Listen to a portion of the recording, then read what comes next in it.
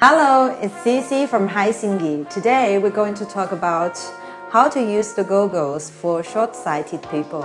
So usually if you're prescribed above -2.0, then you shouldn't be bothered by this because then you are going to be able to see very clear.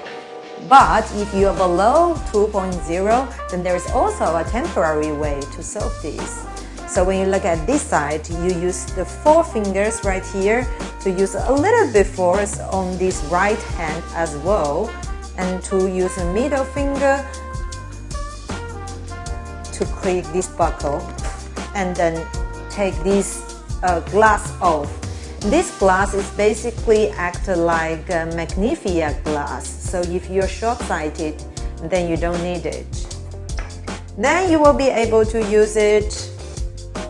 But there is also very important tips is that when you don't use it, make sure that you put this glass back so that the dust doesn't go in when you don't use it. This is very important because if the dust goes in, then it will be very difficult to clean it.